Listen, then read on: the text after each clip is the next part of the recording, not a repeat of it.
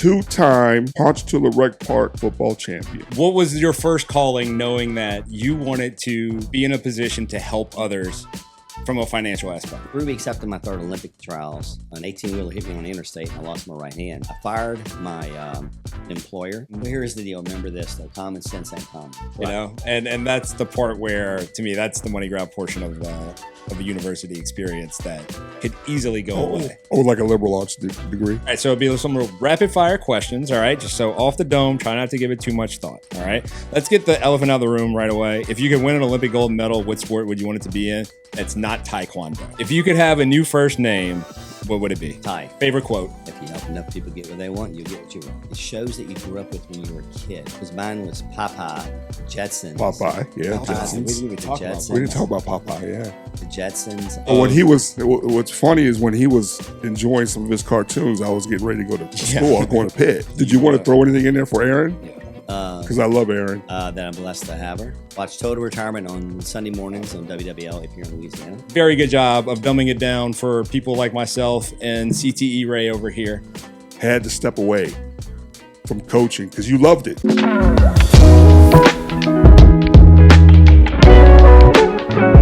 Welcome to the New Dad Order Podcast. On this episode, Ray and I are joined by Mr. Ernie Burns, a friend of Ray's and someone that I was fortunate enough to meet for the first time. Ernie is a financial advisor, extremely well respected in his community. He hosts a television show. He's also an author of a book, Total Retirement. He has been in this game for over 30 years now. From the start of it, of when he first got introduced to this, also the path that took him to being as motivated as what he is to this day. It wasn't always there. The financial advisory portion of it was something that he did and he was good at it and he was pursuing something else in life. Well, then things turned around and he wasn't able to pursue that anymore. And so he went all in on this. And this is what he had to do. He talks about the first time he fired his boss. Yep, fired his boss. It'll make sense as we get into the story. Talks about the hardship that he and his siblings went through as kids and didn't even realize that there were hardships until later on in life. That's the type of thing that will callous a mind and force someone to work hard. And we see that that has happened with this man, Ernie Burns. He's a great guy. He speaks of his faith. He speaks of the tragedies that he's incurred. He also speaks of his failures as well. As we all know, it's a recurring theme. When you talk to successful people, they all say that they have failed at one time or another. This is no different. But being able to wash away those failures, learn from those failures, take the advice of those who are smarter than us, and then realize that your mistakes, well, that's what happens, and you become an extremely successful person, whatever field you may be in. He's a great guy. It was a fun talk to. It was a fun interview. It really was. It was getting to know someone and hearing their whole journey. Because so many people only know certain things or where they're at. Well, he lets us in. He opens that door, and we're able to find out about the man and the motivations that took him to the point in life where he truly enjoys helping people. And that is the theme that is just we rediscover over and over. I asked some questions because I'm not a smart guy when it comes to this, and I'm not going to pretend to. And I think a lot of other people are in the same boat as me as well. But we will have information to contact Ernie, and if there's something that he can help you out with or something you're not sure of, I feel fully confident recommending anybody to talk to him. We really enjoyed it. Hope you do as well. Hit the like button, hit the subscribe button, drop us a comment below. We'll have some links if you yourself need help in this or not sure if you do need help. But here we go. Hope you enjoy the episode with Mr. Ernie Burns. Now, let's go.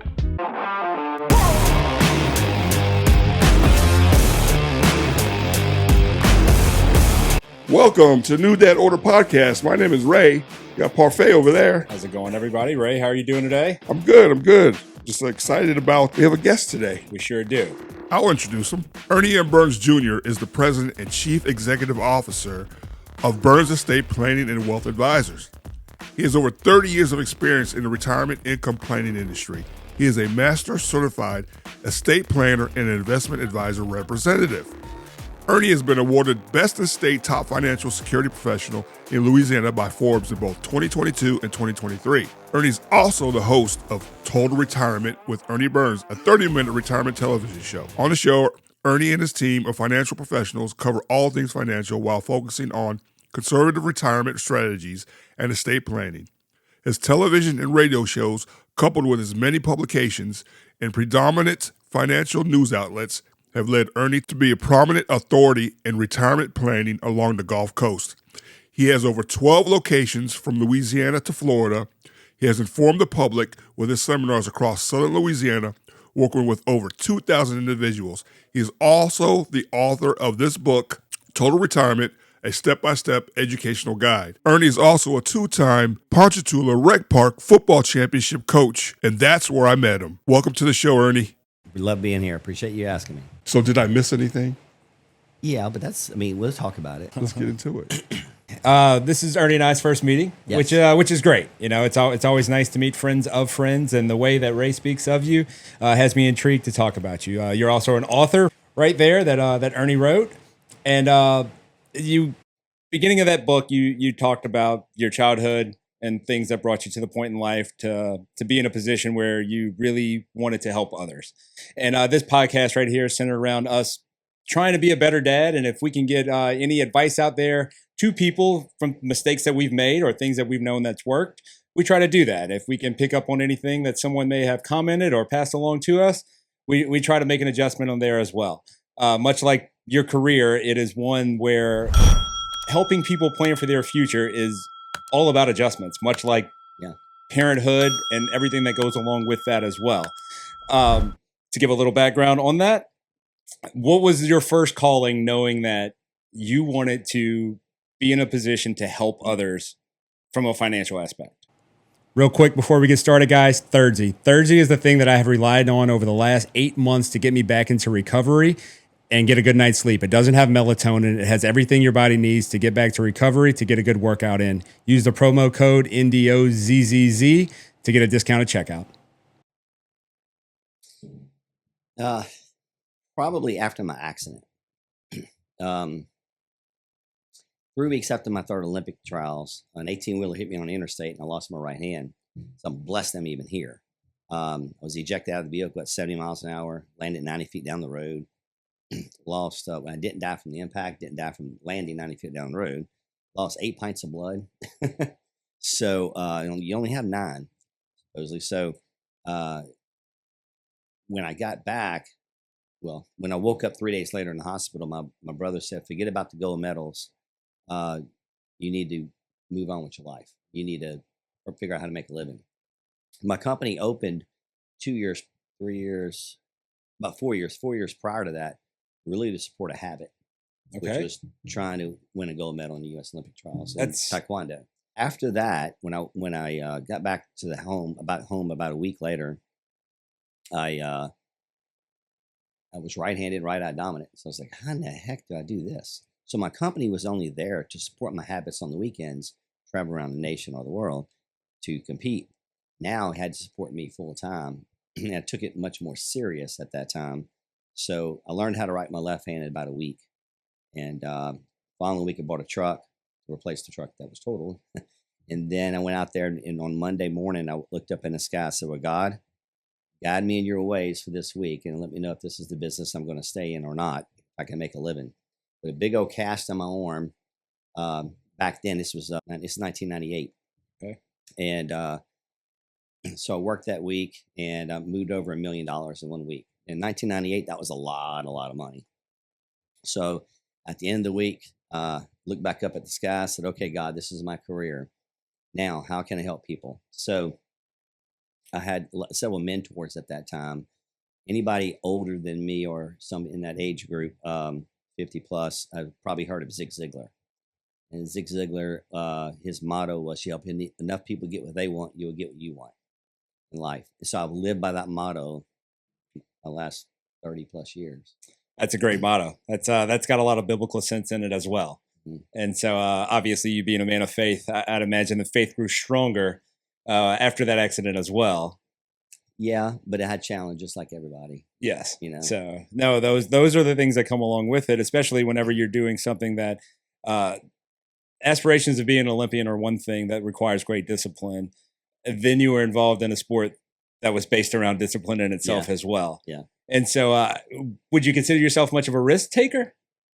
Yes. You would. To be okay, so I've been told by many of family members and close friends in my business, you got big balls because you got to spend money to make money, right?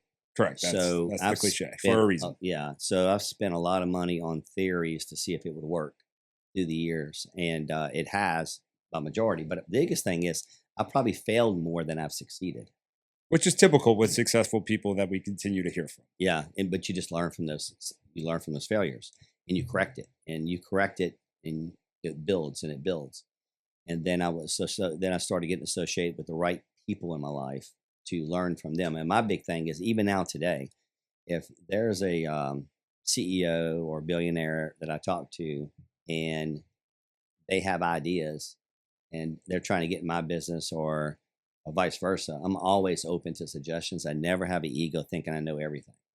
And that has given me good principles in my life to learn from others, even in other businesses that are not associated with mine. They might have principles or business practices that I've never used before, but it caveats into my business. Okay. Well, what would be the biggest thing that you've learned from an industry that you were least familiar with? Protect your core. If you're a business owner and you have your core, I'm talking about your office staff. And my advisor, so I have 9 advisors that work for me. I have about 24 office staff, and I call about 12 of them the bullpen, kind of like on Wall Street, which is Wall Street's floor, the bullpen. I call that the bullpen. I've seen, this is being very blunt right now, I've seen people through the years have 1 or 2 actions or reactions when they become well off in some fashion. Money makes you either brings out your true personality, makes you humble, or it makes you greedy or an asshole. In other words, so therefore, I've made sure these advisors, as they've gotten more and more successful under me, working for me, and I have a great core. I don't have this worry, but I made sure that my bullpen is always protected from anybody arrogant, or condescending in any manner. And that bullpen is the one that's talking to the customers and doing all the things that we say we're doing. They're doing some of that legwork in the back. So I've had multiple business owners, very successful business owners that I've seen in other industries, make sure you protect your core. Protecting your core. And it took me, to be honest with you, it's taken me 20 years to find that core. Yeah, well, I mean, I'm a slow learner. It doesn't seem like something that you're going to invite someone into right away. You ideally, you want people around you that will be a part of that core. Yeah. But that core is a certain aspect where there's a lot of trust factor built into that. I'd imagine also, too, that you can't have a lot of stubbornness in this industry. The stubbornness seems something that would get you stuck in your ways of repeating things. Like you said, you've experienced a lot of failures, and obviously those a lot of failures led to great success. And if the wins are smaller, that means that you were definitely willing to adapt, couldn't get stubborn in your ways.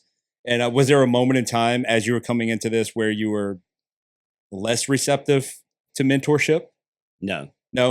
So I'm always open. Now, so you're a coachable guy, which makes sense if you were trying to be an Olympian as well. Yeah. My big thing is there's different groups you can associate yourself with, or different people you can associate with just in life. Right? Who you hang around with is eventually who you become into a certain core. So if you have 5 friends and all of you make the exact same amount of money, then you might not ever grow past that. But if you have a couple of friends out of those 5 that are doing really well, it's going to bring the whole group up. Same thing as a coaching group or a mentorship. You want to learn from other people, and you want people to be able to be honest with you, direct, and not take offense. But that by doing all that, you're going to be able to improve yourself in the end and improve them by complimenting each other, and in the same instance, learning from one another. So with the learning from someone and that core and trying to keep everything tight and everyone moving forward. And obviously, if you were mentored, you're in a position now where people are going to look to you as Ernie mentored me, one day along the line, whenever either they're doing their own thing somewhere else, but they're going to see you as a mentor. If there was the one thing that you could talk to that person down the road, maybe even whenever you're gone, if you can come back in time and say, if there's one thing that you're going to listen to me for that I really want you to, this is that one thing, that one bit of advice that you feel so solid about giving someone, I can only come from a business owner aspect. So I became a business owner. Didn't mean I had any money because I didn't. I was poor at 25 years old. Opened up my business. So I fired my employer because he said he would take care of people that take care of him, and I was on salary, and he didn't give me a raise when I out recruited everybody else in that firm. When 2 years in a row, and he didn't give me a raise, so I fired him, and he was like, he didn't understand what I was saying. Anyway, but then I walked into the field with no income. So my answer to that would be true to yourself, and then in a sense, you've heard this before, keep your head down and go ahead. As a business owner, there was no 9 to 5 job. Correct. It was 6 a.m. to sometimes 9, 10 p.m. at night, 5-6 days a week. If you didn't do the work, it was waiting for you. Yeah. So what I didn't mention, after my accident 2 years later, I proposed to my wife. A year later, proposed to my wife. We got married, and in 2000, April 15th of 2000, she passed real unexpected. Okay. While she was in New York, and we were here anyway. So those principles in life, those things that happen to you in your life, you have different. You can handle in one of two ways. You can look at something and make an excuse for yourself. And I know people react different ways to different pressure situations, but poor motivates.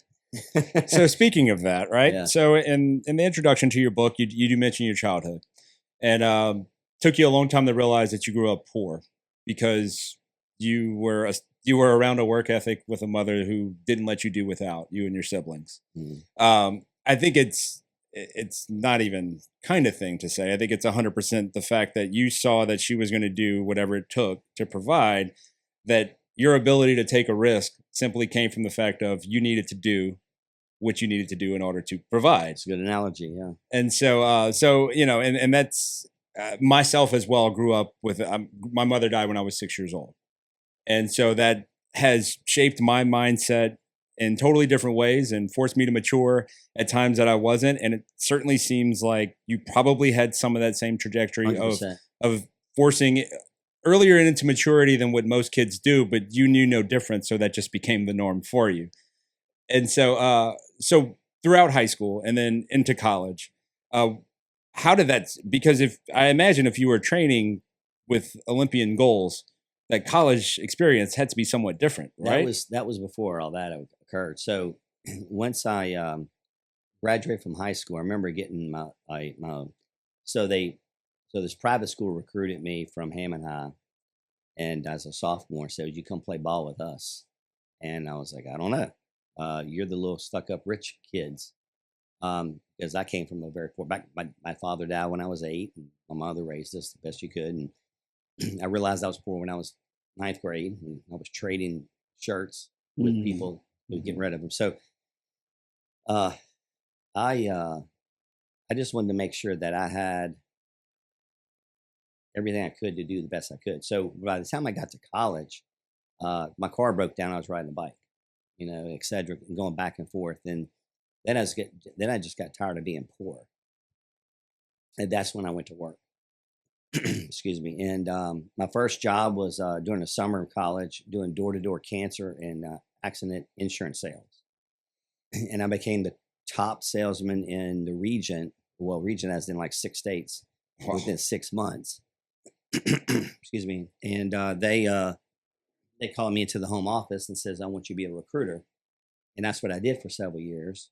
Okay. Until I fired them. Excuse me. So then during that time period, that's when I started getting into martial arts at 20 years old. So a little bit old to get into it. And at 22, I can go on and on here. No. I mean, well, yeah. No, go. We want a backstory. So I was at Joel Neely's Taekwondo Plus in Baton Rouge, Louisiana. Okay, so let's stop you right there, right? So 20 years old. What made Ernie decide at 20 years old I was going to walk into the door of that Taekwondo place? Well, it's kind of lame. No, it's not like it's your story. My buddy moved away. That was in the apartment complex in Baton Rouge that we used to work out together. So I was like, I've been thinking about doing this. And I learned how to fight just growing up. Excuse me. So I went to 3 different places. And I walked into United States Taekwondo Alliance is what the name of it was back then. And I saw like probably 60 black belts training. I was like, heck yeah, this is a lot of individual attention I can get. About 2 years later, we take the black belt test and I pass, and they're handing out belts. And Joel Neely says, now this belt's going to the most talented athlete I've had, and with the fastest feet we've ever had here. I was like, who was that? And he handed the belt to me. I was like, oh, okay. So we did open tournaments. We did closed tournaments all the time, which just Taekwondo competition inside the United States Taekwondo Alliance. And then after about 2 or 3 years later, after I won multiple national championships and a couple world championships, he says you need to go to open tournaments. Open tournaments is something that you see on TV where it's kind of wild. You walk in and it's every nationality, every discipline you can possibly imagine is on that floor. So it's not very organized in a sense, as in a closed tournament where it's extremely organized, very obedient. It's wild and crazy, but it is organized to the point you can get to the success of hitting rounds and winning belts and things of that nature. Anyway, after doing that for several years and being successful, that's when I started trying athletics. Okay. So what got you into where you're at now? The financial side? The financial side, yeah. When I opened the company, I went to work for a place in Dallas for about a year, and it was an estate planning firm that did wealth management also. Then I looked back at Louisiana after a year, and they didn't have one here at all. So in 1993, in 1993, I opened up. In 2000 is when I really started running like 900 miles an hour, because that's when I lost the hand. Is that what you were doing to support? Yeah. Okay. Yeah, I was doing it to support. And so I was working Monday through Thursday, traveling Friday, Saturday, competing on Saturday, coming home on Sunday. So how much work did you neglect while you were working 4 days a week relative to what you started doing afterwards? Young 20s. If I made, $1,000 that week, I was fine. So you're good. So it was just me. I didn't have a family yet. True. Right. So I wasn't really worried. It's very easy to take care of yourself once you know how. Yes. So I was good with it. And it wasn't that I wasn't hustling, because I was, but the priority was something else. Mm-hmm. Once the priority was how to make a living, that woke me up. And then a few years after that, having a son, that really woke me up. Yeah, that was my next question. So Ray and I actually, a couple weeks ago, we talked we talked about basically a dad life crisis, right? So not necessarily a midlife crisis, but just where we went from how it was very easy before we started dating our wives to live and be engulfed in what we wanted to do. And then once we started dating our wives and led to engagement of like shedding certain aspects of it because focus shifted towards the person that became our spouse. And then evolved into kids and how that relationship with our wife was now based around the kids, so to speak. And then been reestablishing that relationship with our spouse. And so that was the journey that we kind of went on of not letting everything revolve around the kids. So it was all about Ernie, and then became about, I need to support my wife because now we're married. And then all of a sudden you had a son. So your work-life balance that everybody tries to achieve in life, were you successful in the work-life balance aspect of it, or did you realize that you had a hole to where you were too career-oriented and neglecting certain things, and then able to circle back around and pull it all together? Because well, a lot happened in a few years there. So Taylor was born, and when his mother passed, 2000. So how old were you as a widow, out of curiosity? 31. 31. Yeah. So that woke me up again, put me to work. Well, when Taylor was 5, she passed. And then when I just basically asked God to keep me busy and help me grow my business. and help me raise my son. And that's what happened. I just kind of focused on it. And your primary question was what changed? Yeah. Well, were you able to navigate the work-life balance because you've become successful, but we know that successful people have to sacrifice certain things along the way? Yeah, I made the same mistakes I think everybody's made if you're trying to achieve certain things. There's regrets that, I could have been home at night.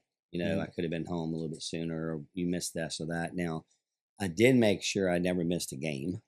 Okay. And one big successful thing in life I've done, and I consider it that way, is I coached my first son 5 years in P. Warner football in Ponchatoula, and then my second son 4 years. So that's been always important to me. But work-life balance, I've been guilty as any other parent that's trying to hustle. You miss out on things sometimes. You got to put bread on the table. Yes. So, and then also too, you have that core, and that core also depends on you for your leadership, which means that there are certain things that they need to put the bread on their table as well. And that's probably a lot of your time and your energy and your brain to bounce ideas off of, and to make sure that the direction that the company is headed in is the one that it needs to be headed in. When you have 3 or 4 employees, it's one level. But when you jump to 10, you start realizing even more that those people are dependent on you. So you're right. And then you jump to 20, and there's certain levels of asset levels that you're creating when you do that. But it's you get to 30 to 40, there's just different things that will happen, and you become very aware that it's not just your family taking care of. To a certain degree, you're taking care of all these families too. And with that said, so you're obviously dealing with your clients that come to you to help prepare for the future. It's the most important thing to them because it revolves around them. It seems like an industry where the client would struggle at times to be brutally honest with themselves from a financial aspect of it. And does that happen? I'd imagine it does, right? Yeah, so, Total Retirement, our TV show, comes on every Sunday on WWL, and we're in 3 states. So it comes on here Mobile, all the way throughout Florida. Okay. East Coast to West Coast. You're putting a lot of information out there for a lot of ears and eyes to see. So, because of that show, we've had people coming in all the time. Hey, I've been watching the show for a few months. I'm retiring from Shell. Here's my statement. Or I'm retiring from Boeing or whatever it might be. And I've been watching the show for 10 years.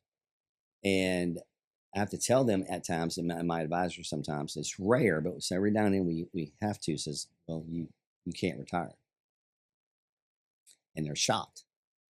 And they say, well, I have $1 million right here. And well, the very first appointment that I got from a TV show in 2014, 2 weeks later, this gentleman came in from a very large oil company here. He says, hey, I'm retiring. I saw your show. Here's my statement. What do I need to do? What do I need? You're the advisor. Come on, what do I need to do? You tell me. He was kind of like direct. Okay. And I was like, well, first of all, congratulations. You want to retire. Let's get into it. So we went into the what was his age, out of curiosity? He was probably 60. Okay. And he was very direct in the sense of he wanted to retire. So as we're talking, I'm finding out financial information about him, his goals, his expenses, and everything he wants to do. And that $1 million statement looked great. The problem was he didn't have $1 million. He didn't realize that. And I'm sitting there, I'm talking to him. His expenses are, I think at that time was like $8,000 a month. So $72,000 a year. Yeah, that goes quick. Just in expenses. Yeah. So I was like, okay. So he's in my head. I'm like, he's living a little bit beyond his means, but he's able to because he has income coming in. He's still working, right? Correct. And I told him he couldn't retire unless he gets his expenses down. He couldn't understand why. I said, well, here's the problem. You don't have $1 million here. It's right here. It says it. No, the IRS has $250,000 of that, 25%. So you're holding their money is the way they look at it. Yeah. Every dollar you pull out of an IRA is 25% theirs. Going with the round number with tax tables you're in. And he finally, after like the third time saying it, it clicked. And then we got down to details. We built him a retirement plan, and a year later, he fully retired. Okay. So, but that stubbornness that he had what he had, didn't want to hear different. No, good thing he came to us. Yeah, no, that you saved that guy a miserable old age. Yeah, because a lot of advisory firms, I'm not going to point out any, a lot of advisory firms would say, oh, you're going to be fine. Don't worry. All they're worried about is managing that money. Well, that's not really helping him. Yeah, there's no value in that. No. Because if he's your client, he's your client. If he comes to you now or later, you're not helping people get what they want. You're getting what you want, and that's not how the formula goes. So, and I imagine that you spoke of it earlier, where it's an industry where greed could get you, and whenever the money starts rolling in, that you'll start to see what people really are like. Yeah. And if they just see that guy as a portfolio or a retirement plan, then they fail to neglect what he's actually doing on a day-to-day basis. Yeah. To tell him what he wants to hear, which as a parent, we try to avoid those situations. And it's kind of weird that someone would walk into, you try not to tell your kids what they want to hear. You try to tell them what they need to hear. And for a grown adult to come in there telling them what they want to hear doesn't seem like the best case scenario. Whenever it comes to that. Not when it comes to their retirement, because your first 10 years in retirement, you might be able to go back to work, right? But you hit the 70s and 80s, you're not going to go back to work. No one's going to hire you. Well, that also. So it's going to be problems. So, Walmart. Yeah. Walmart. Hello, welcome to Walmart. They don't hire full-time employees though. Part-time. Yeah. So the point is you don't want the mistakes in those first 10 years. You want to make sure that before you actually pull the trigger and retire, everything's ironed out. Okay. So I'm 43 years old. My wife and I are same age, and we've pretty much come to the conclusion that, and obviously speaking somewhat facetiously, that we're never going to be able to retire just based off of the way things are in life. And I know I'm not the only person that feels that way. It's just that the sweatshed that you're sitting in right here, this is my obsession, right? I am trying to figure out a way to live forever through health as much as possible. And the retirement age is something that continues to elevate. And I know adjustments aren't completely made, because whenever numbers come out about retirement and what's needed, it's based off of a demographic that will change throughout each 10 years. And my generation living longer than what my father's generation and my grandparents' generation went to. Like I said, we've kind of said, oh, we'll never be able to retire, because we really don't know what that window is. 60 years old, like, no way. That's 17 years from now. Like that wouldn't even be a thought in my mind. I'm like, I hope I'm still well enough to work, because I actually enjoy it. Mm. So if someone in my specifically what I just said, I don't think I'm ever going to be able to retire. What would be the advice that you would give me, knowing that I am ready to work till I'm 80 years old, but also at the same time too, I really would like to retire one day? A new pre-workout, relatively new to the market, new to myself as well, but it's getting the job done. It's not loaded with caffeine like a lot of the other pre-workouts. So if that's what you're looking for, then this probably isn't the product. But it is based in nootropics, which actually helps brain function. So if you've ever deep dove into that, this is part of what that product has right here. Going to get you ready for the workout. I'm a 5 a.m.er. Like I said, I need it. A lot of flavors. Hit the link in the description. It'll take you to the website. You'll get a new dad order discount. Pick your flavor. A bunch of other products as well. They have canned energy drinks. So thanks for listening. Check out Dubby and get that workout. First of all, 80% of the people do not enjoy what they're doing for work. So if you actually enjoy what you're doing for work, that's a caveat. People ask me all the time, when are you going to retire? And I'm like, well, no time soon. I mean, first of all, I don't have enough hobbies. Second of all, I enjoy what I'm doing. I'm really good at making other people money. I'm really good at it. And I'm really good at training advisors and coaching, in a sense, in a different aspect of the financial side. So I don't know if I ever fully retire. So if you enjoy what you're doing, maybe you don't work full time, maybe you work a little part time, maybe you retire. And if you have a pension, great. Most people don't have pensions anymore. You have 401ks. Maybe you retire, but the workforce can't afford to lose you. So they're going to try to hire you back as contract labor.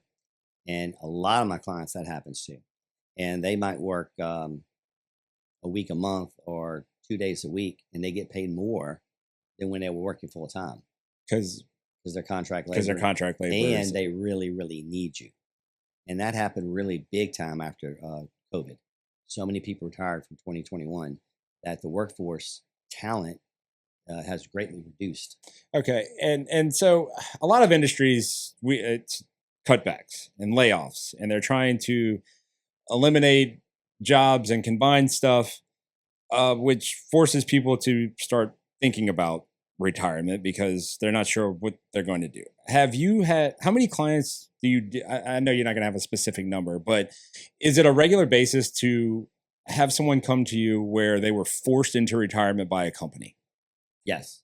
And how do you handle that situation where someone who wasn't necessarily ready to go into retirement, their company forced them into retirement, and they're like, I don't know if I'm going to be able to support myself. What is the next step? I would be scared as all hell. We had a company in New Orleans just a couple years ago, forced a lot of people to retire. And because of our TV show and the Total Retirement book, people heard of us and are seeing commercials, whatever it might be, and called us. And well, first of all, I asked them if they really want to retire. And I'll be honest with you, probably about 50% of them said no. I said, well, is there another industry you're interested in or another field? And because looking at their portfolios and what they were given, for example, when Trump was elected, they got rid of a lot of the federal employees they didn't need. Right. With government just overhired for years, 20 years. Anyway, those pensions were pretty good. Or those TSPs are great. And then they were given a several, I think about 8 months, I could be wrong on the number, of full-time pay without even coming to work. They just wanted to make sure they were available if needed. Anyway, and there were several companies that done the same. It did something similar. Some went back to work in different fields, something they really wanted to do. But most of all, most of those people had enough money to retire. They were just not ready to retire. So it's in-depth, detailed conversations you got to have with them. Make them think about things they never thought about before. Make them answer questions they haven't figured out, because we do it every day. Mm-hmm. And from those answers, you can kind of shape them and guide them through the right path. Yeah, I would be willing to bet that most people that come through your door are people who are open for advice, hence the reason why they walk through the door in the first place. They're about to retire in the next year or two, or they're currently retired and not happy where they're at. So, going along the same line, how do you approach helping clients through the emotional side of money and not just the numbers? Well, I mean, partially what you were just talking about, they're not ready to retire, or what he was talking about, I'm young, I don't think I'll ever be ready to retire. But the numbers show that there's a possibility they can retire. One thing that we do, we use a couple of different softwares, and the softwares will show them their income, their expenses, add it with inflation, add it with approximate return all the way to age 90. So that will give them the confidence they can retire, or it will give them the numbers they need to grow to so they can retire comfortably. So it's an in-depth, detailed income report, tax strategy report, and an investment strategy that we show them. They have a roadmap all the way through retirement. So I know in the book, it was talking about like the cost of eggs and milk at certain points of from 2020 all the way through 2024. Is that what this program would show somebody? Inflation. Not exactly the price of eggs or whatnot. No, but inflation's added to it. Yes. Now, what happened in the last few years is unprecedented. We've had a low interest rate for 30 years. We've had 3 generations never see high interest rates. In the 80s, there were 15, 16% interest rates. And at the same time, you had 15, 16% CD rates. Put $10,000, $100,000 in a CD and make great returns. Yeah, that's what my grandmother, I remember she was obsessed. We all had CDs. And I'm like, why? As I got older, I'm like, why is she doing this? And then that's the reason why. Because that was the reason. There was a time. It was the third leg on a stool, because they had their pensions back then, they had the Social Securities, and they had CD rates paying double-digit gains, and it was insured money. That leg was kicked out in 1991. Interest rates dropped all the way down to 3%. Pensions started disappearing, 401ks were formed, and now all that money was pushed into the market. The market shot up in the 90s. Those interest rates have never come back until 2022. So for 31 years, interest rates stayed around 3 to 5%. Then when COVID happened and inflation started going crazy and had to raise interest rates, that's when people started saying, whoa, what's happening here? They'd never seen it before. And that's why the housing market's a little bit down right now. Nobody wants to pay 7% on a 30-year mortgage. And like 25 years ago, they would have paid it in a second. 30 years ago, they would have paid it in a second. But this is the notion, and I can talk about feds later, but that's what's happened with rates in itself, and how people's reactions to them have caused people to become a little bit more curious how they can retire if inflation can bounce up like that. If inflation could go crazy in the sense of 9%, a year and a half ago, at 9%, can their money make that? And the money can't always make that. So therefore, you could run out of money if it stayed at 9% or 10%. Yeah, I think inflation has to be one of the most depressing words that there is in the English language. It is literally nothing that can be done about it. We come to accept it. You can't fight it. We're told that's just what it is. But what is the best, from a financial aspect, what is the best way to combat it? Well, we actually have a plan. Okay. And most advisory firms do not give anybody plans. They just say, this stock's the best, this mutual fund's the best, we're going to take care of you and give you money, push you on out. We actually do all that. We build your income plan, an inflation process, and then a retirement plan and a roadmap through retirement. We do all this, and tax strategies throughout the process. But Ray touched on it earlier, in 2008, when the crash occurred, a gallon of milk was $2 a gallon. How much is it today? Yeah, it's like almost $5. It's $5. $5. Yeah. A loaf of bread was $1. Now it's over $2 plus today.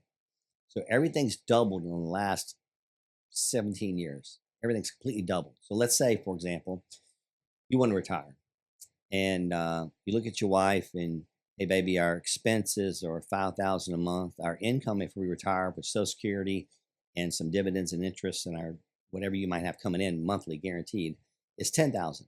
All right. I think we can retire. Income is double our expenses. But then if you knew 15 years from now, your expenses would meet your income, would you work another year or would you retire? Yeah. So that's the answers that we are able to draw from the client. Well, get the clients thinking in that manner, in the sense of, let's make sure you're right. And we're able to draw those questions from you to get those answers we need to make those, help you make the right decision. It almost seems like, and I know I'm dumbing this down way too much, but whatever age you think you're going to retire, throw a few more on top of that, and then think about that really being the age that you might actually retire. Very possible. And it's, no. And what you need to figure out, since you enjoy what you do, you need to figure out how you can do it better than everybody else. If you do that, your income will shoot up. So, that's a good one. I have to say, there is certain motivations in life that ebb and flow. And I think there's a financial motivation for a lot of people. And then there's a quality of life motivation. But understanding that the quality of life typically happens with the financial part of it, and not truly, like I said, I want to live forever. I want to be extremely healthy. Well, you know what? It also costs a lot of money to be extremely healthy, as weird as that sounds, because it costs gym memberships. It costs health screenings. It costs this.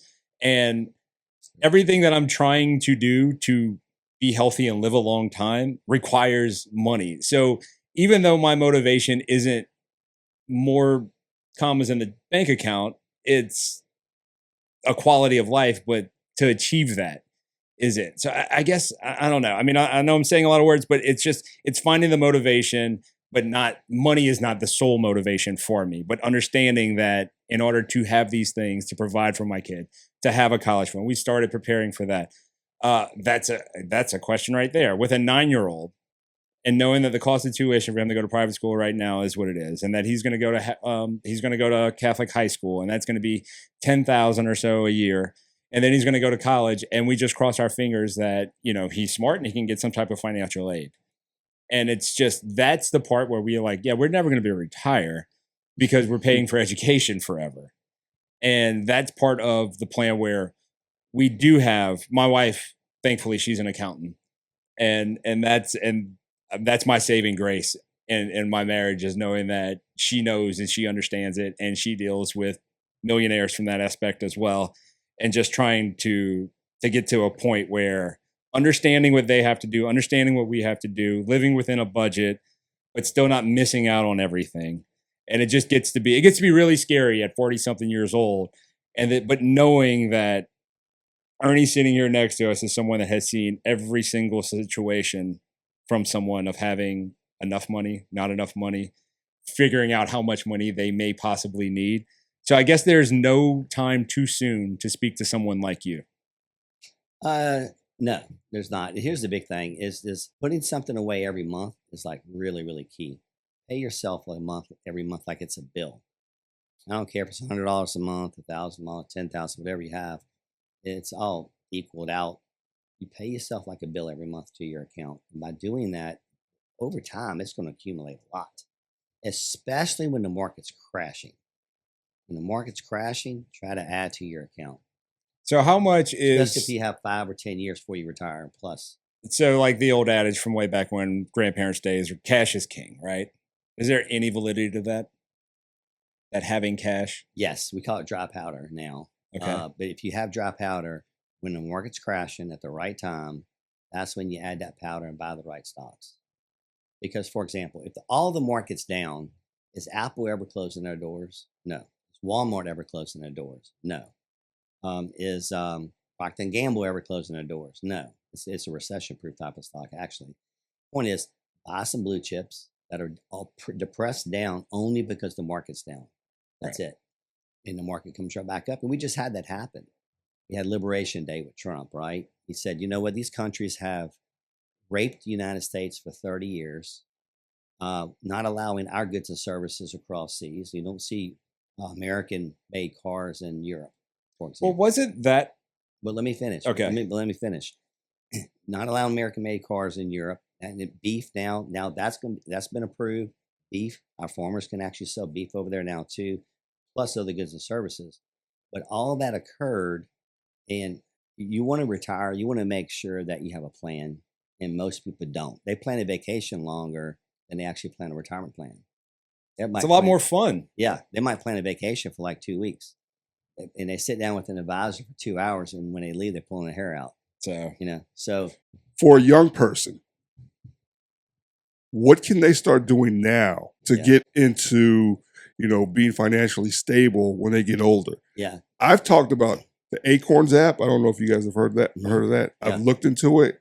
I don't know yet, but I've looked into that. I mean, are there apps? Yeah. Is there something? That's valid, but I mean, like, you have an advisor, make sure that advisor's drawn, if you have an advisor now, make sure they're drawing $300 a month out of your account or whatever you can afford. I don't care if it's small. Just have that drawn every single month. And every now and then, once or twice a year, if you get a big bonus, you're going to tie a little bit to the church, but also tie a little bit to your retirement, So there are Acorn apps and other apps through Fidelity actually too, that you can actually start building your own account and add to it. But the greatest thing you can do if you're young is start investing. You hear about these people years ago when I used to hear it in the 90s. These grandmas and grandpas would buy some Bell South stock or some South Central Bell stock. They're like written down on paper. Yeah. They would buy actual stock shares and hand it to the grandkids or their parents and actually have stock shares when they actually had paper shares. Over time, though, that developed into a lot of money. I sat down with a lady in Lake Charles, Louisiana, early 90s. And she said her husband passed. This happened several times. Her husband passed and she didn't know what she was going to do. All she had was these stock certificates. She gets a little dividend check. Well, she bought a box of stock certificates over. It was like $2.2 million. She had no clue. That happened to another lady. That's equivalent to finding the Mickey Mantle rookie card. Yeah. Another lady in Baton Rouge. I went to her house. Her husband retired from Exxon. He passed a year later. And Miss Lula Randolph was her name. I think she lived to be like 98 years old, 99 years old. No, she lived over 100. Oh, wow. She lived over 100. Anyway, first time I went to her house, she was wondering how she was going to pay for the tires on our car. She really needed tires really bad. same situation. She had these stock certificates and this little dividend check, but it just quite wasn't enough for her to supplement her income. So we were able to sell a few of those shares, and she had $100,000 in the bank, and she had her tires. And she got And her she, tires. and she still had her dividends and everything else. No, that was impressive. She was still driving. Yeah. Well, at that time, Okay, she wasn't 98 at that time. No, Okay. no, at that time she was probably like 80, 85, probably Okay. 80 years old at that time. Okay, all right. Makes me feel a little better. Yeah. So Biggest misconception about financial planning. It's too difficult to do. It's kind of like people don't want to write a will. They don't want to do financial planning because the biggest mistake, that's the biggest misconception, is too difficult. The biggest mistake I see people do is they use their credit cards like it's income. And trust me, I've been there. And after you get tired of paying those bills, you finally kind of wake up and says, okay, you got to be a little bit disciplined. Just because I can charge it doesn't mean I earned it. right. So if somebody has a lot of credit cards in the family, cut them up except for one. You and the wife keep one card, one company, one to get your points, Yeah. and one card, and try to pay that thing down and off, and only use it up to a limit what you can afford to do. Because that interest, that 14 to 20% interest plus, is going to them, not to your bank account. Right. So I got since you mentioned that, I've heard, I get in internets and I go down that rabbit hole. I'm pretty sure we all do. We have, yeah. I've heard there's several people that have money. They will use their credit card to pay for everything and then pay it off monthly. 100%. Is that the way to go? Yes. Have everything directly go into your credit card. Because they All say the the debit bills. card, if it gets caught, boom, they got access to your account. But through the credit card, You got you protection. got protection. That's 100% correct. But bigger thing about it too, though, is you're gaining points from that credit card. Obviously your credit score is going to go up if you're paying it off. And live within the limits. But if you put it on one card, that's what we do. It's a win-win. Now, that's not everything. It's probably like personal home items, probably 80%. But that's a big chunk of you, and also it's less headache because technology actually works today. Yeah. 10 years ago, it You're wasn't not writing a advanced, check 20 sticking in the mail either. Yeah, and I'm still guilty of that. On little things, but most of the things, thank God from my wife, but most of the things go direct deposit into the bank and also directly charged on the credit cards, so we don't have to worry about them. And then you just review your bill. But technology is so much more advanced today than it was 10, 20 years ago. It actually works. So that's the better option. So Yeah. you said invest. Young people invest into stocks. Yes. What about real estate? What are your thoughts about real estate? I like real estate, but here's the thing. It's not liquid. So if you're going to invest in real estate, and by all means you should, but at the same time, you got to make sure that you don't need that money anytime soon. So let's give you an example. Let's say you see a house you can fix up. You can get it cheap. And that's, by the way, that's the biggest thing. The money is made on the purchase, not always the sale. 90% times the purchase. You see a house that needs a lot of work and they're really willing to get rid of it very cheap. You put, just an example here, you buy it for $50,000, you put $25,000 in it, you sell for $150,000. Win-win. But the house might not sell for a year or two. So I got a friend that's going through that right now. A very successful friend is going through that right now.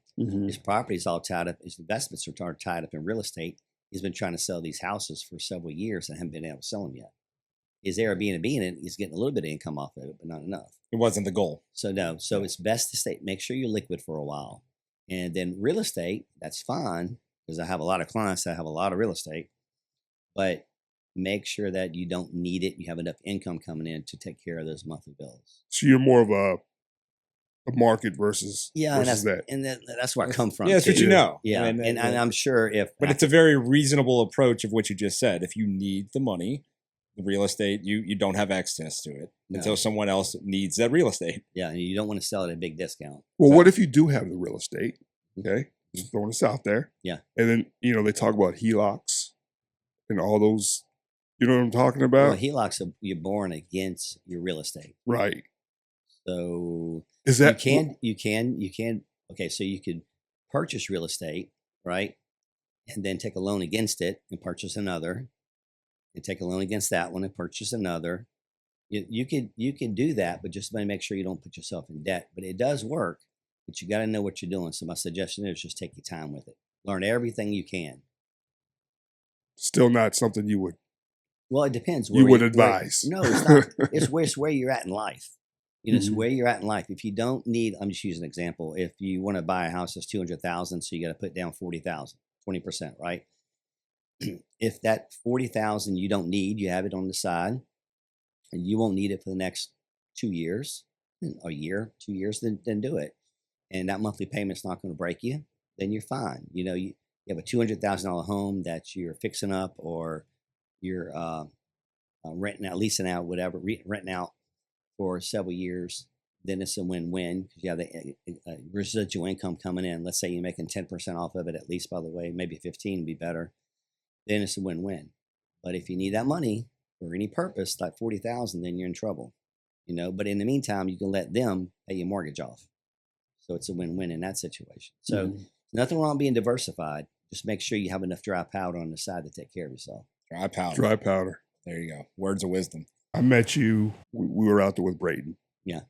Doing our football thing, and you started helping me coach, and you brought that knowledge of your previous coaching to us.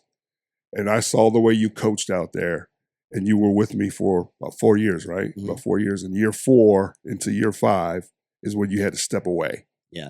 You had to step away because this was getting big. Yeah. Right? This now, company is about to blow up. now it's so big, you have 12 different Offices. along the Gulf Coast, from here all the way to Florida. How do you manage those 12 offices? Having processes. Having processes. And if you have a process, a training process, an investment process, and an office management process, then I don't have to be there every day.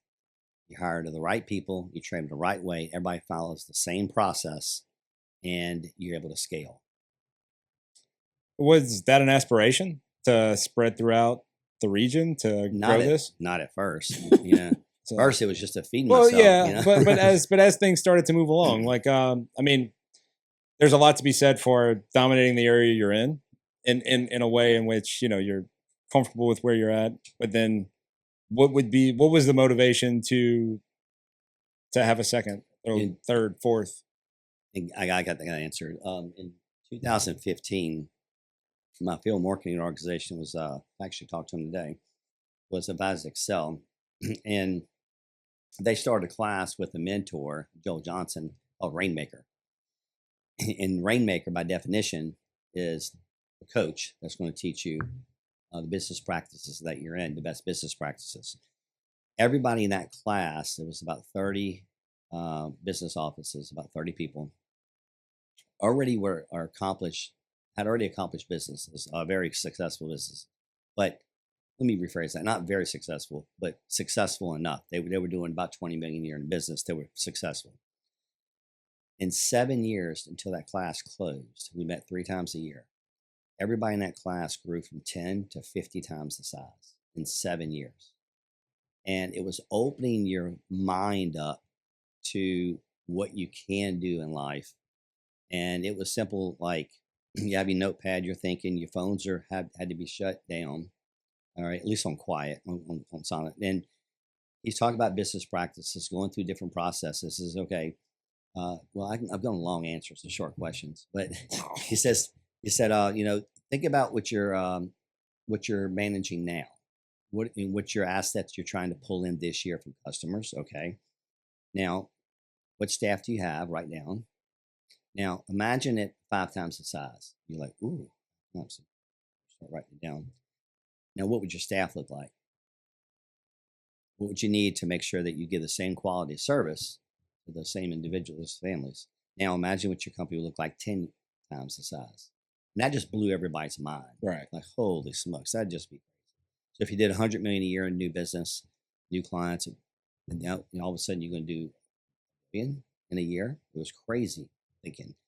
And everybody in that 7-year class, and I was talking about that earlier, you surround yourself with the right people.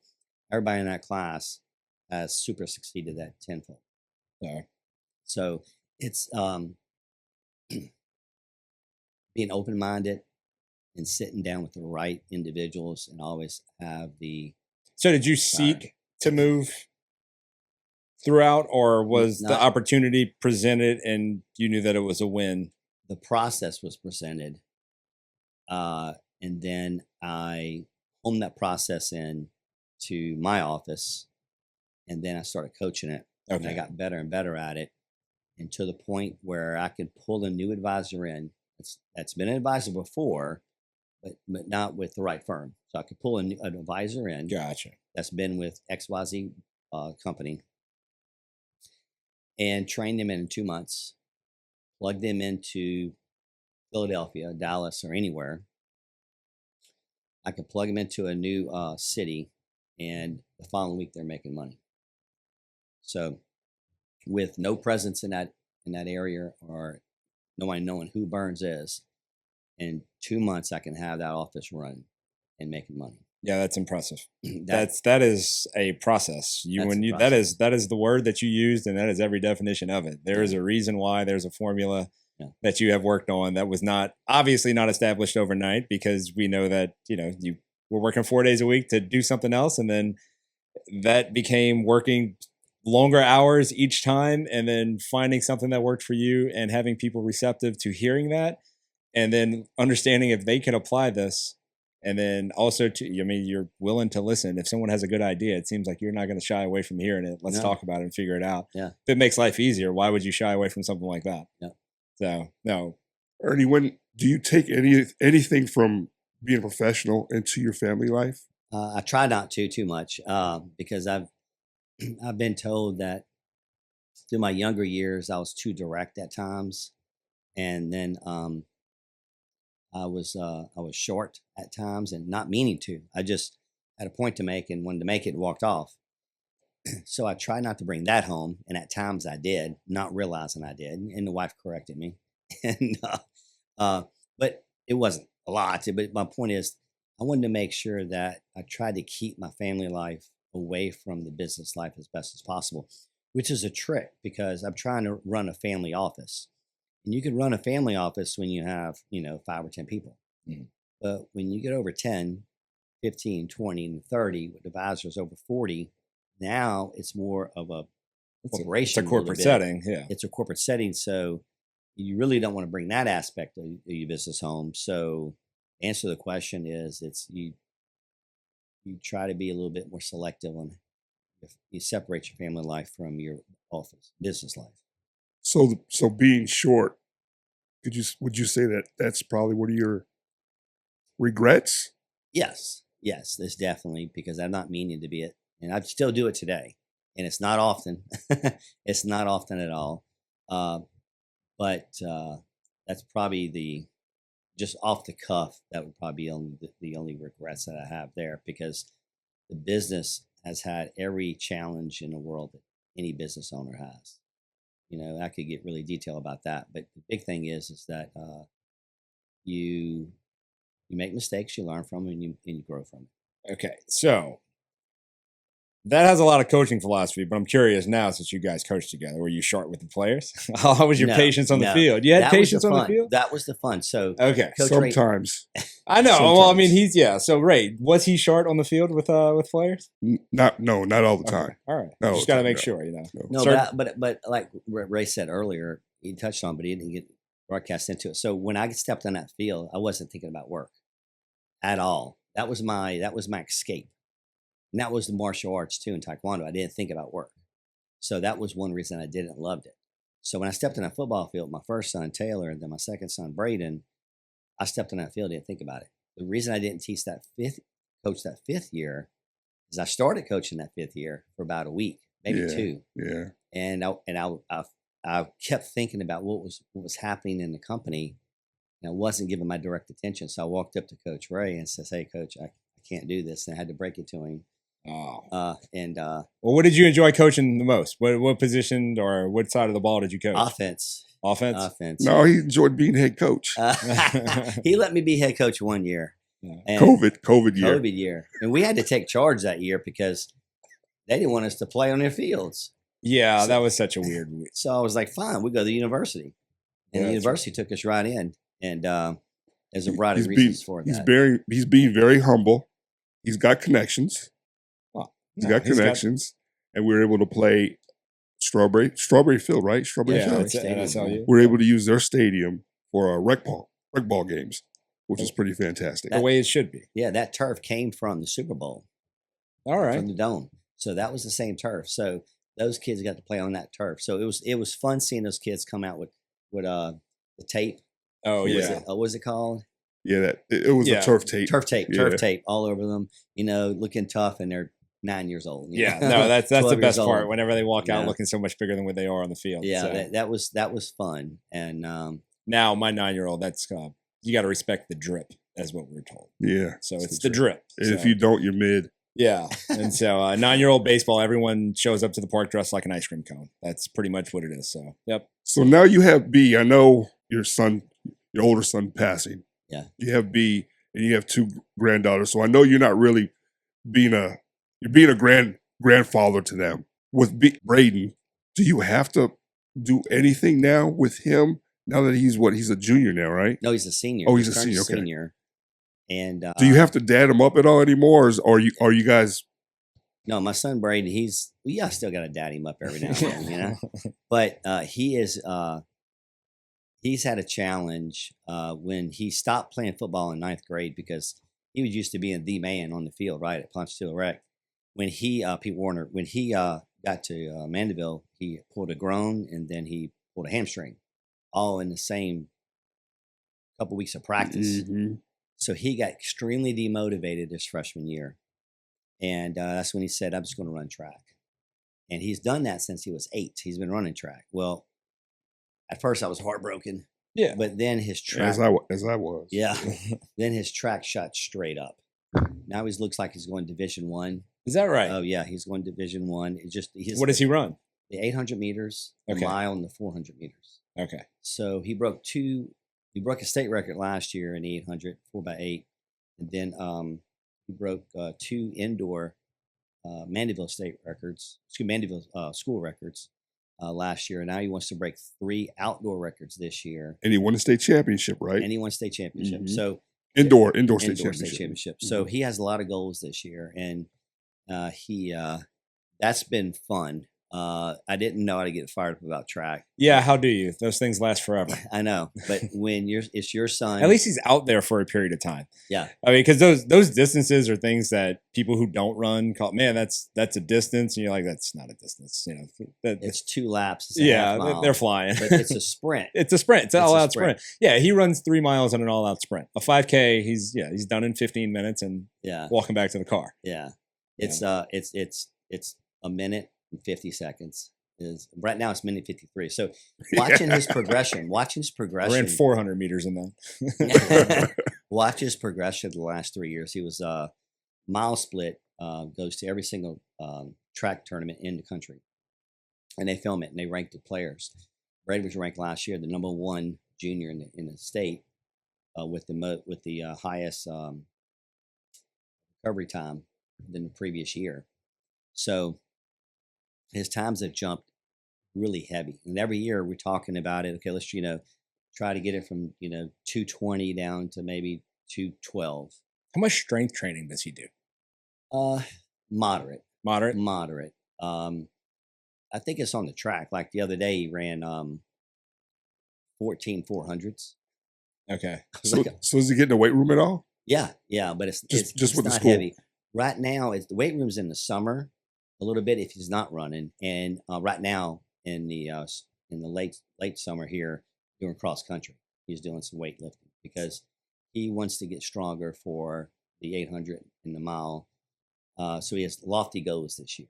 I mean, we got those goals down every year by breaking our expectations every single year. Mm-hmm. And here's the deal: once you get under 2 minutes in 800, Division 2 and 3 start reaching out, and they did last year. Then you get below 155, Division 1 starts reacting to you. Now he's at 153, and his goal this year is 150. Well, how do you put it? Below 150. Had a different term. Sub 150. Sub 150. And if he goes sub 150, he'll be able to name a school. That's exciting. He'll name a school. So that's exciting. Yeah. So what's his dream school? Does he have one? Obviously, he's got a motivation to run. LSU's very interested. LSU's very interested, and we went there about a month and a half ago, And on an unofficial visit, I learned a lot about the NCAA recruiting process you have to do and pay the fees, and it's a process. So right now it's unofficial visits. In the fall, it's about a month, then the official visits start. He's going to a couple of universities over the next couple of weeks for unofficial visits, but he's really impressed with LSU. He broke the field house record at LSU and the indoor record and the state record at LSU. So they got a good chance to look at him. And they've seen his improvement the last couple of years and been impressed. And he beat a couple of LSU players and their records when they were in high school already. That's a good feeling. Yeah. So here's something, and Jerrard has asked me this before. When did he realize?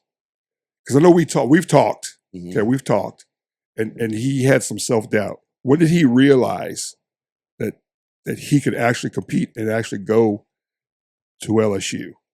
Not about just compete to be relevant in college, period. Not until about a year and a half ago. For years, I would That's still pretty young, though. I know. I would tell him he was 16. I said, Brayden, your capabilities are big. You just don't want to practice, and he would practice with everybody. And then the players started coming to him, his buddies, and telling us, his mother and me, Brayden is so talented. His run is so smooth. He really pushed himself. And then to be honest with you, some of the parents started saying it.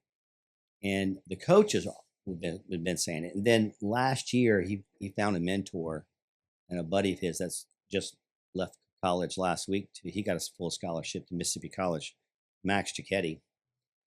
He looked up to Max big time. And that was kind of like a mentor for him. And Max pushed him too. And he saw what Max was doing. And Max, this is a kid that would run 60 miles a week, just to do it. Because it's what you do. And Brayden's distance is shorter. His was a little bit longer distance stuff. But the point is, it motivated him. And now he's a senior this year. But to answer your question, it was about a year and a half ago when he finally woke up and said, hey, everybody's saying this. I'm just going to push myself. And he started pushing himself. And his time jumped 5.5 seconds. He lost in the first year. And that's when Miles split and the state started recognizing him. Start focusing on the little things. The talent's there, but once you focus on the little things, then the skill. He runs like a white Michael Johnson. Very upright. Very upright. Yep. And loose. Loose. Just that's a good analogy. Very loose in the face and it just goes. Yeah. Just awesome. It's awesome to watch him race. Okay, I got two for you. The greatest piece of advice you've been given. Cherish those that cherish you because they might not always be here. My last question is: have you got 12 places? You got your plane. You're going places. I know you talk about you don't really have hobbies. I think one of your hobbies is you travel a little bit. Are you there? Are you at that point where you have that FU money? Well, here's the thing. When my mom, I saw that the way she worked, she never got remarried. My younger brother's a year younger than me. We pretty much chased off any guy that tried to mess with her. We were 7, 8 years old. And your brother is a big boy.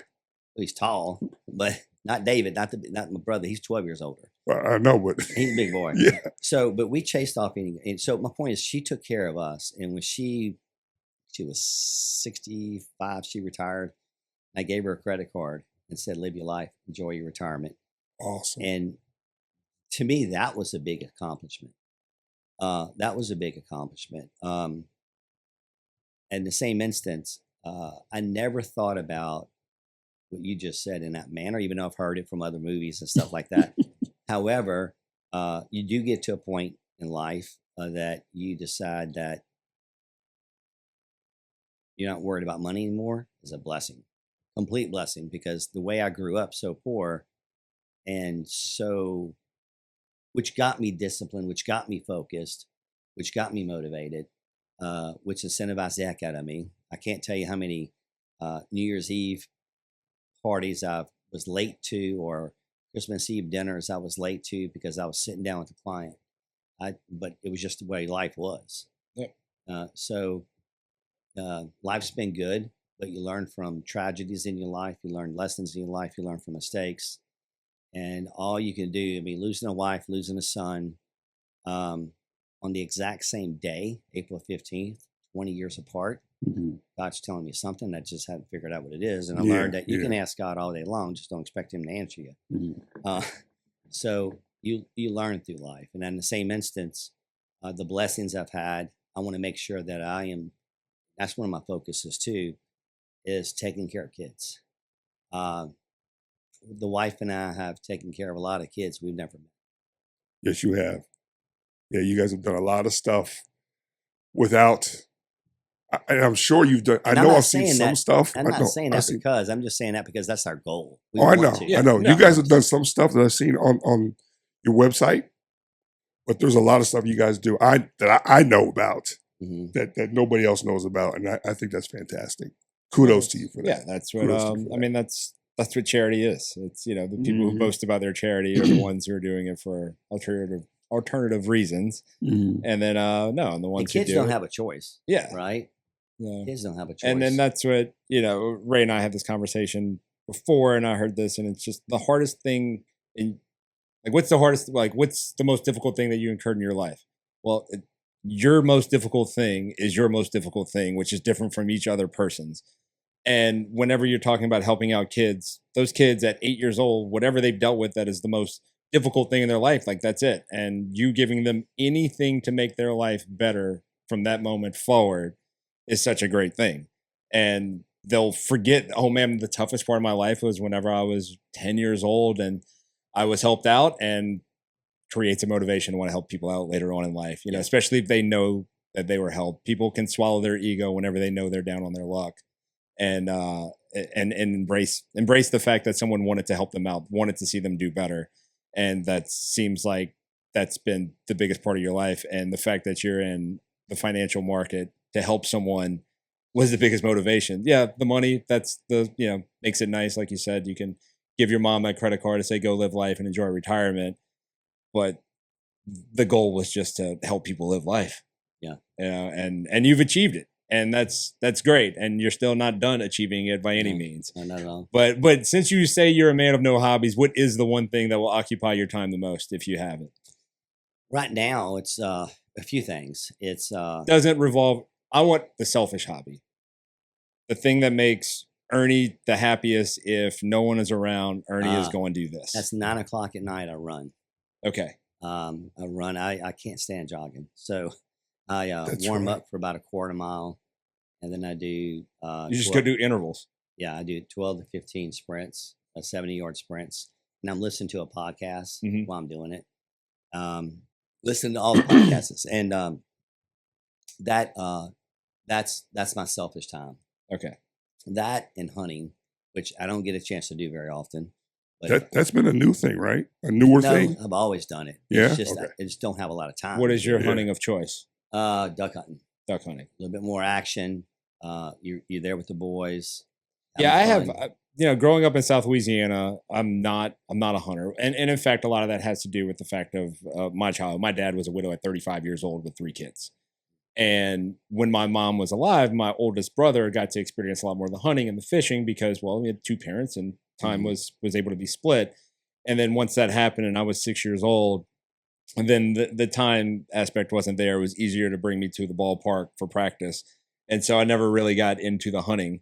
And then my son now, living in this area, a lot of kids hunt in South Louisiana, starts asking about it. I'm like, dude, whatever you want to do, I can't go sit in a stand and just hope stuff walks by. I was like, I'd rather go out there and miss 30 times than hope I see something.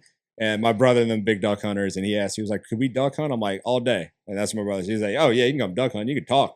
You don't have to worry about it. The ducks are going to fly. They're not the smartest animal in the world. So, but yeah, so duck hunting is your, That's the other thing I really enjoy, and gym, the gym too. But it's mostly running at night's a selfish thing, because that's my time for about an hour, and then hunting when I can, which is not too often, but it's a couple times a year at least. LSU football. You're right. You're 100% right. That is another selfish time. But I'm with friends and family or whoever. It's just a blast, and it does help when they win. Yeah, well, it's going to be a different year this year. This year. Well, but even if you talk about it from the standpoint of realize that LSU has been a success, has been a team that has had expectations to win for a quarter century now. Like that is what people don't like. I'm still stuck in, and you probably are too, of the times whenever they sucked. The 90s. Let me ask you both. And you don't forget the about 90s. it. Let me ask you both this question. When it comes to SEC football, especially LSU, Alabama, Georgia, say those three teams, is the expectation every year to win a championship? And if they don't, is it a bad year? Well, if you ask Alabama fans with Saban, they would say yes. Yeah. Georgia's new in the field. They've won a couple lately. LSU fans, I think, well, right now they're happy to get to the playoffs. Yeah, that's the expectation. My argument was always you all as SEC fans, you all as LSU, LSU, Alabama, Georgia, whatever. Yeah. Those are the three top dogs right now. Mm-hmm. That the expectation is if they don't make it to the championship or to the championship game, it's a bad season. For the SEC themselves. No. For you all. Yes. Well, for if we don't get to the SEC championship, it's a bad season. National championship's a different matter. Yeah, I always said national championship game. Yeah, you guys would be disappointed. Disappointed. I mean, I'm not a diehard LSU fan. I love college football. I love football in general, but I'm a football guy, right? Oh, my bad. But no, I'm not a diehard. Like, I cheer for LSU to win. But I will say this, if a team puts themselves in a position, and LSU, Georgia, Alabama, whichever one, if they put themselves in a position to make the playoff, the expectation of winning is now relevant. Yeah. Opposed to where if the season is started off in a staggered state and then you achieve the playoff because correcting it on the back end is one thing. But when you get there, you better do it. Yeah. And I think Ohio State's in the same situation too. Yeah. That school expects it as well. Yeah. And so I don't think that's an unrealistic expectation. The Saints are going to suck this year. I've been a season ticket holder for like 11 years with the Saints. And someone's like, what do you think they're going to do? I'm like, they're going to go 17-0. They're like, man, shut up. I'm like, I'm not going to show up to a game or watch a game on TV expecting them to lose. Like, I expect them to win every single game. I'm a fan, short for fanatic. Yeah. I'm not supposed to be rational. You coach, that was your release. Well, you know what? The 3 hours I can turn on my TV and yell at some guy that's 10, 15 years younger than me that I'll never meet and can't do anything half as athletic as him, I'm going to have that emotion. And I'm okay with that because after the game's over, I'm going to be like, well, that wasn't very fun. We're going to be 16-1 now. So I heard the odds today for Vegas. It was Saints will win 5 games. It's so bad. Wow. Games. Well, they're going to win just enough games to make sure they really screw up the draft pick.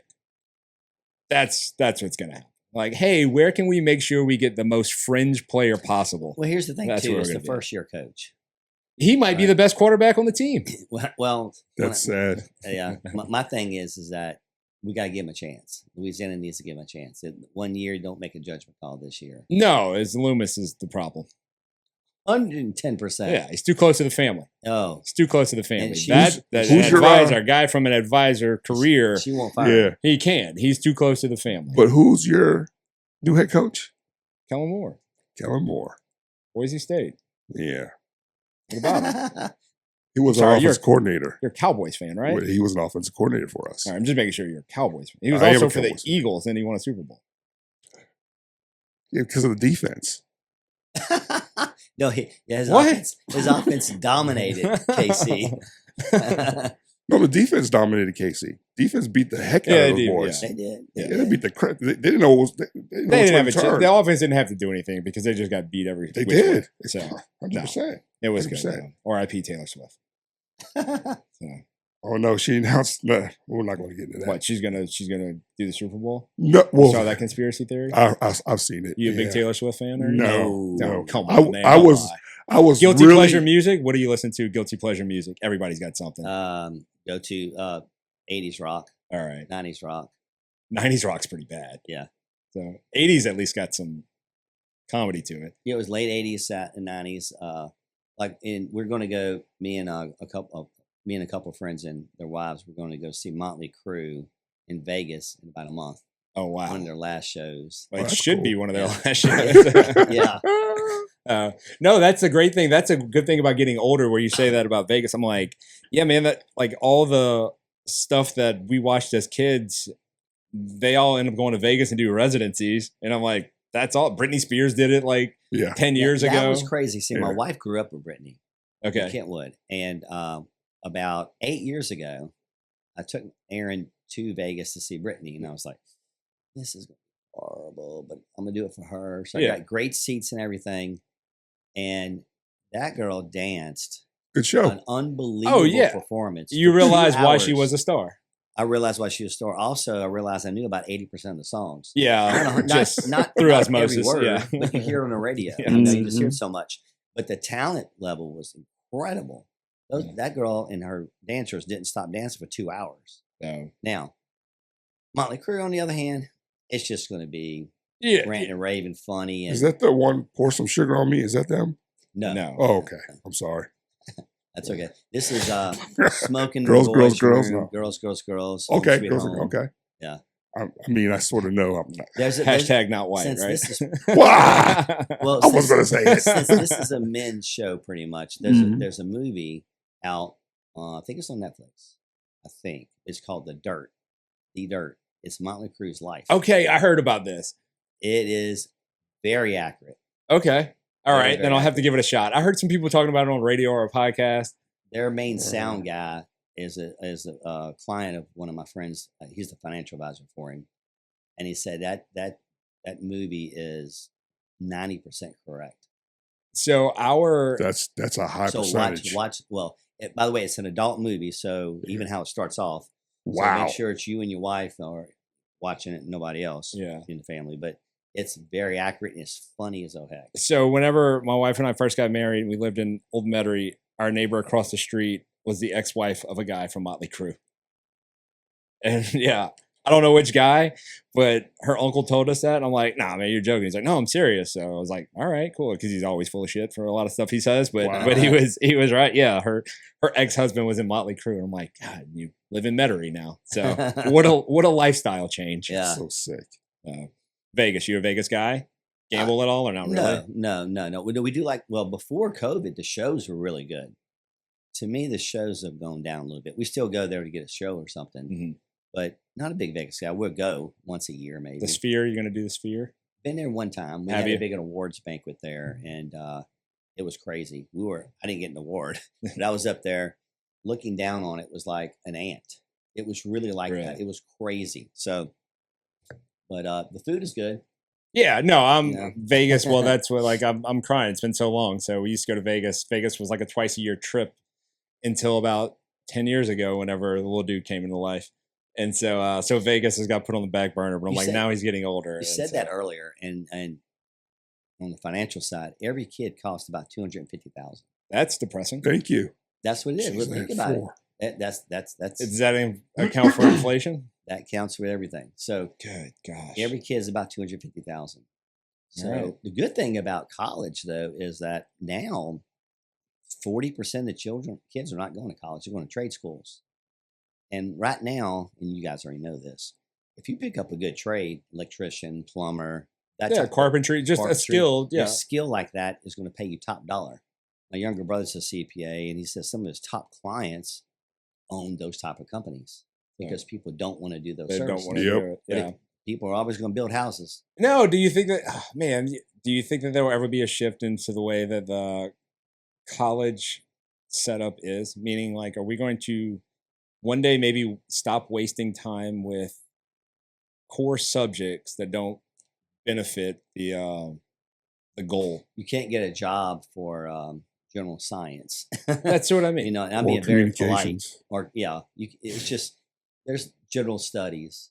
Yeah. And I can think of some others. It's just It just seems like a complete money grab from. here's the deal. Remember this though: common sense ain't common. So a lot of people will send their kids to college. Oh, have a great time. Have a great time.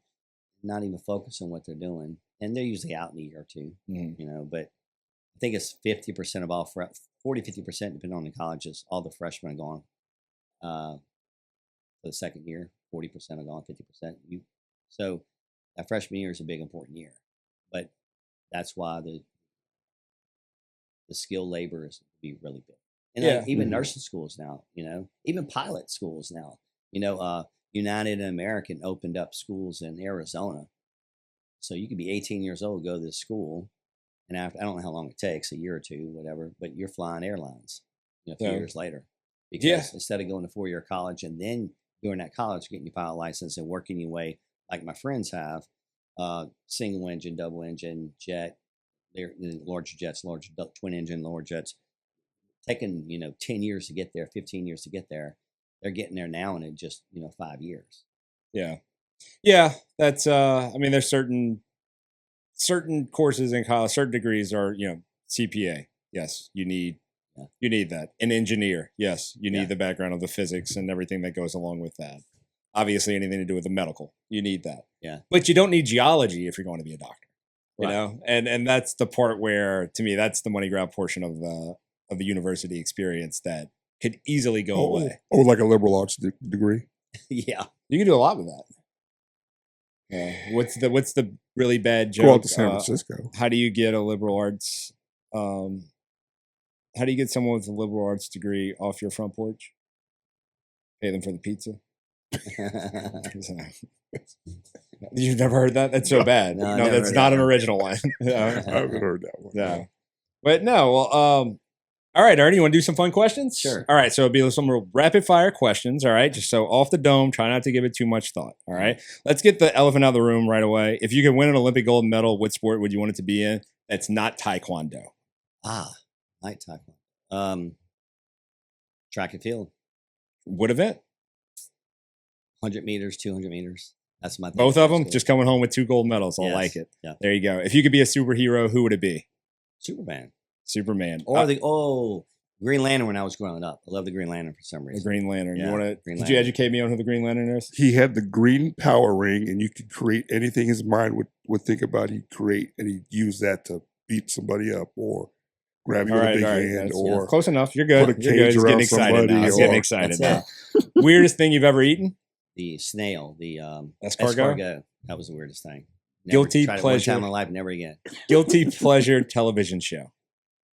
Guilty pleasure. 2.5 Men. That's so bad. Favorite emoji to use? 100%. All right. Pineapple on pizza. Yay or nay? Yes. It's my boy. If you could have a new first name, what would it be? Thai. Favorite place you visited? Milan, Italy. Place you most want to visit? All of Italy. Cat or a dog? Dog. All right, last one. I got 2 dogs right now, Apollo and Creed. Nice. Like it. 2 labs. Favorite quote? If you help enough people get what they want, you'll get what you want. And I think that pretty much sums up everything that we've talked about today. One thing. What's that? I will listen to one of your shows, and you're talking about the shows that you grew up with when you were a kid.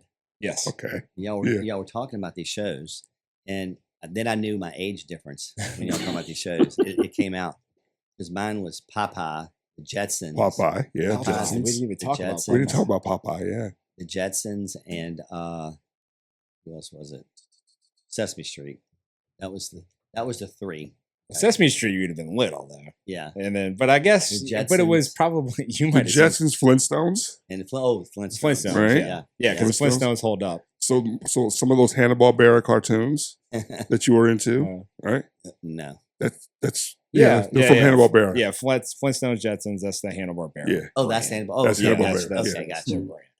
Yeah, no, those were good. But yeah, the age gap stuff, that's what it hits us. So how old are you? 58. So 58. 53, 43.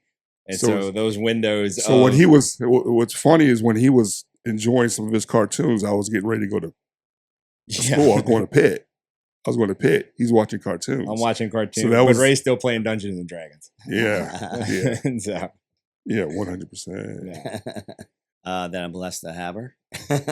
Yeah, I love her. She looks like somebody that would not get sweaty with our boys, and she would always jump in there with the Florida rags and just love on our kids when she was out there as a good sideline mom.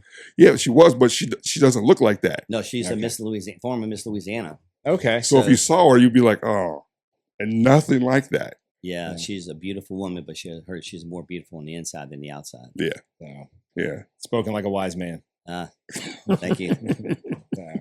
But no, we yeah, coming from someone that really enjoys helping people out, it's not surprising that that's the quote that he would go with whenever we ask him that question.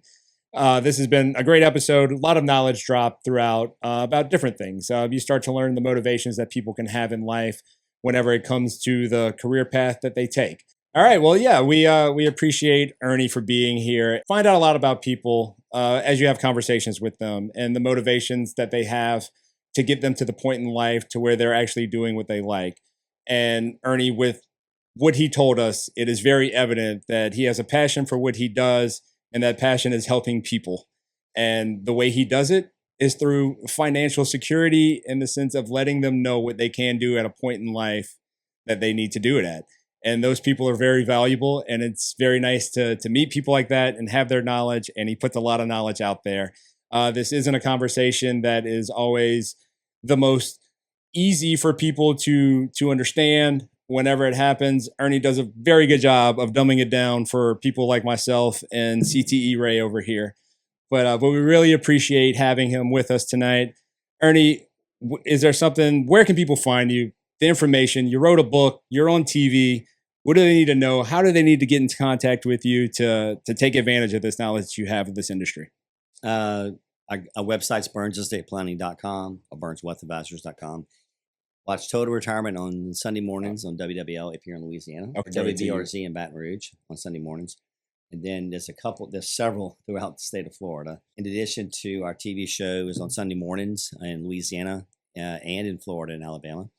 From there, our book Total Retirement is on Amazon. Definitely want to help everybody out we possibly can. That actually guides you to and through retirement, which is a win-win. It's an educational book overall. So that's how we can start helping people. And we look forward to seeing you guys. Appreciate y'all asking me to do this. This has been very rewarding. I got some thoughts in my mind I'm going to talk to y'all about after. So, no, that sounds great. Hey, I just want to say thank you to you, Ernie, for coming out. You know, we've talked about on this podcast that we want to surround ourselves with people that will uplift us. And, you know, you're one of those people that uplift me, not just because of the financial aspect, just because of your discipline and how you go and attack why you're one of the best or the best in this area, why you won so many awards. And I remember the first time that I noticed that was when you had to step away from coaching because you loved it. You had to step away and I saw the fight. So I just want to say thank you for coming out here today and hanging out with us on our podcast and sharing a wealth of knowledge. Thank you. Thank you for having me. Appreciate it. Of course. Make sure you hit the like button, hit the subscribe button, drop us a comment below. We'll have links and everything else that you need to have. But until next time, this is New Dad Order.